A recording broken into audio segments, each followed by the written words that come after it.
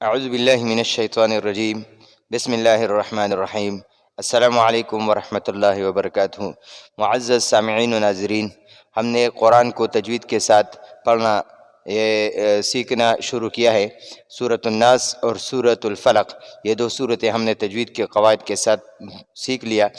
آج انشاءاللہ العزیز ہم سورۃ الاخلاص تجوید کے ساتھ سیکھتے ہیں، تو آئیے بورڈ کی طرف چلتے ہیں۔ سورۃ الاخلاص مکیہ۔ اعوذ باللہ من الشیطان الرجیم بسم اللہ الرحمن الرحیم قل هو اللہ احد اللہ الصمد لم یلد ولم یولد ولم یکن له کفوا احد۔ جی، اب اس میں تجوید کے قواعد کو دیکھیں گے۔ اس قل کو ہم نے جو بتایا تھا کہ سورۃ الناس اور سورۃ الاخلاص کے سورۃ الناس اور سورۃ الفلق کے شروع میں بھی یہ موٹا قاف ہے، تو اس کو موٹا قاف پڑھیں گے، کاف نہیں۔ یہ اس کو کاف کہتے ہیں اور یہ والا قاف ہے، یہ دو نقطوں والا موٹا قاف ہے، تو اس کو ہم پڑھیں گے قل هو اللہ احد هو اللہ احد هو اللہ احد۔ اچھا جی، هو اللہ، ادھر لفظ اللہ کو دیکھیے جی، اس کو کہتے ہیں لفظ اللہ۔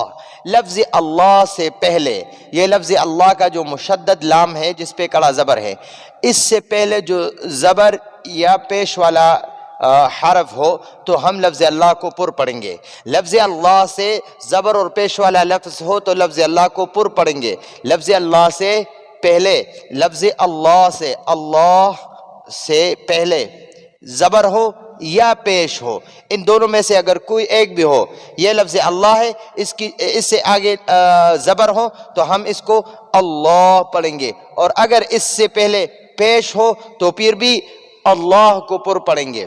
تو اب یہاں پر لفظ اللہ، اللہ، قل هو اللہ، قل هو اللہ، قل هو اللہ، قل هو اللہ، لا نہیں، قل هو اللہ، لوگ کہتے ہیں قل هو اللہ، لا نہیں، قل هو اللہ، قل هو اللہ، قل هو اللہ۔ اب احد کی طرف آتے ہیں۔ احد، یہ احد جو ہے نا، یہ دال وقف کی وجہ سے ساکن ہو گیا، دال وقف کی وجہ سے ساکن ہو گیا، اور کل ہم نے سورۃ الفلق میں حروف قلقلہ کو سیکھا تھا۔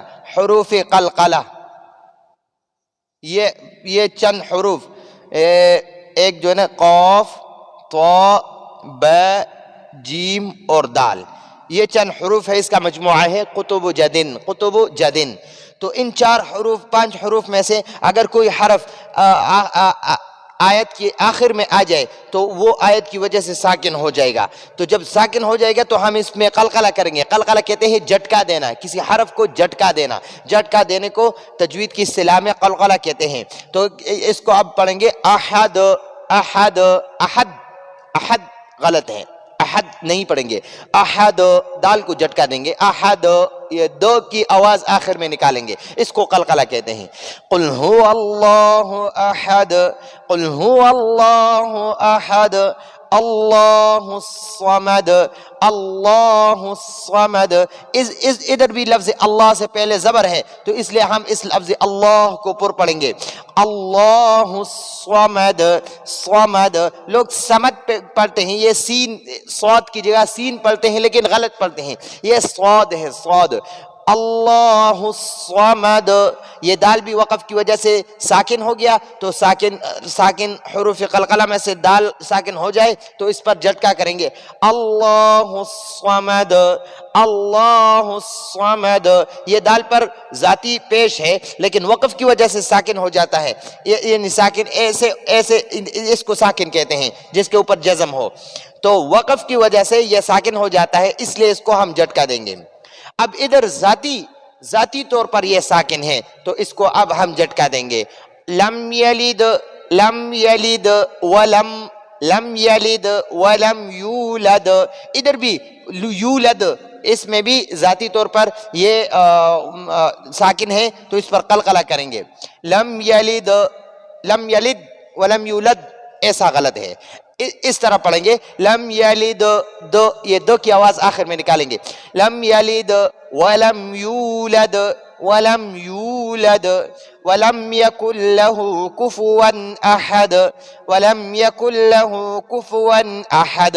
اب اس آیت میں پڑھتے ہیں ولم یکن، یہ یکن ہے، کن یہ نون ساکن ہے، نون ساکن، نون پر جزم ہے تو اس کو نون ساکن کہتے ہیں. اچھا یہ قاعدہ بہت ضروری ہے، تھوڑا سا مشکل بھی ہے، لیکن اس کو انشاءاللہ ہر صورت میں جب آئے گا تو انشاءاللہ اس کو ہم تفصیل کے ساتھ اسی طرح پڑھتے رہیں گے تو یہ انشاءاللہ یہ قاعدہ مضبوط یاد ہو جائے گا.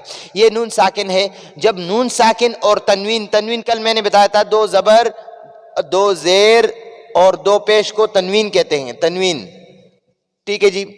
نون ساکن، یہ نون ساکن ہے اور یہ تنوین ہے. نون ساکن اور تنوین کے بعد چند حروف ہے، اگر وہ حروف آ جائے تو پھر اس کو ہم ان حروف میں نون ساکن اور تنوین کو مدغم کریں گے، یعنی ان میں داخل کریں گے. وہ حروف کون سے ہیں؟ ان کو کہتے ہیں حروف یرملون، یا یر، یا را، میم، لام، واو، نون، یرملون. اصل میں ہے یا، را، میم، لام، واو، نون، یہ حروف ہے، اس کا مجموعہ یرملون ہے. تو جب نون ساکن اور تنوین کے بعد حروف یرملون آ جائے، یرملون آ جائے تو نون ساکن اور تنوین کو، نون ساکن اور تنوین کو اس حروف یرملون میں داخل کریں گے. کس طرح داخل کریں گے آپ دیکھیں گے. تو اگر را اور لام یہ دو حروف آ جائے، یہ دو حروف آ جائے تو اس میں ہم جو ہے نا نون ساکن اور تنوین کو داخل کریں گے لیکن غنہ نہیں کریں گے، غنہ نہیں کریں گے. اور اس کے علاوہ یا، میم، واو اور نون، یہ تین حروف، چار حروف، ان چار حروف میں اگر نون ساکن اور تنوین سے کے بعد آ جائے تو نون ساکن اور تنوین کو یا، میم، واو، نون ان میں داخل کریں گے. اس کو کہ اس کا مجموعہ ہے ینمو، ینمو، ینمو. تو ینمو میں اگر نون ساکن اور تنوین میں ینمو میں سے کوئی حرف آ جائے تو ادغام مع الغنہ اس کو کہتے ہیں. یعنی ادغام کہتے ہیں ایک حرف کو دوسرے حرف میں داخل کرنا، ایک حرف کو دوسرے حرف کو داخل کرنے کو ادغام کہتے ہیں. تو ایک نون ساکن اور تنوین کو ینمو میں، اگر ان ینمو میں سے کوئی حرف آ جائے تو نون ساکن اور تنوین کو اس میں داخل کریں گے لیکن غنہ بھی کریں گے. اور اگر لام اور را میں، اگر نون ساکن اور تنوین کے بعد لام اور را میں سے کوئی ایک آ جائے تو اس میں ہم ادغام کریں گے، یہ نون ساکن اور تنوین کو اس میں داخل کریں گے لیکن غنہ نہیں کریں گے. اب ادھر نون ساکن ہے، نون ساکن کے بعد لام آیا ہے، لام یرملون میں سے لام آیا ہے تو نون ساکن کو اس لام میں مدغم کریں گے، لام میں داخل کریں گے. یعنی نون ساکن کو ہم ڈائریکٹ اس میں داخل کر لیں گے، اس میں چھپا لیں گے. تو یہ کاف جو ہے نا، کاف پیش کو یہ ڈائریکٹ لام کے ساتھ پڑھا جائے گا. یا کلا، یا کن لاب نہیں پڑے گا، ٹھیک ہے.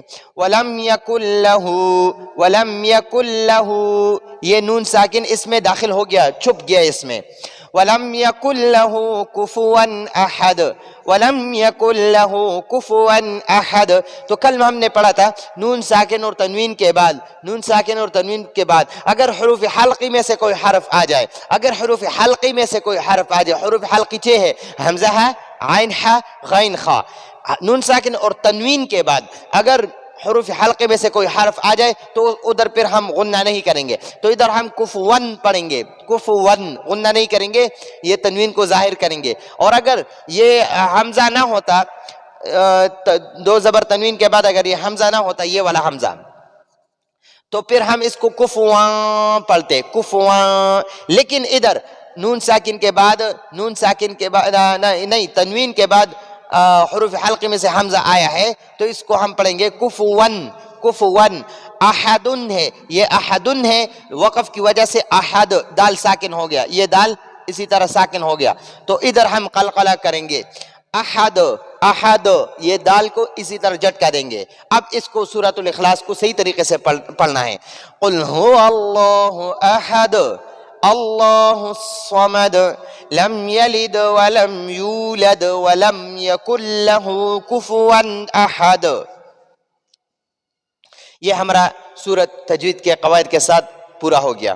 اب انشاءاللہ ہم سورۃ الاخلاص کو شیخ عبد الرحمن السدیس صاحب کی آواز میں، اور اس کے بعد پھر شیخ سعود الشوریم صاحب کی آواز میں، اور پھر اس کے بعد شیخ عبدالباسط عبدالصمد صاحب کی آواز میں مشق کریں گے۔ اعوذ باللہ من الشیطان الرجیم، بسم اللہ الرحمن الرحیم۔ قل هو اللہ احد اللہ الصمد لم یلد ولم یولد ولم یکن لہ کفوا احد۔ اب انشاءاللہ العزیز شیخ سعود الشوریم صاحب کی آواز میں پڑھتے ہیں۔ قل هو اللہ احد اللہ الصمد لم یلد ولم یولد ولم یکن لہ کفوا احد۔ اب انشاءاللہ العزیز شیخ عبدالباسط عبدالصمد صاحب کی آواز میں پڑھیں گے۔ اعوذ باللہ من الشیطان الرجیم، بسم اللہ الرحمن الرحیم۔ قل هو اللہ احد اللہ الصمد لم یلد ولم یولد ولم یکن لہ کفوا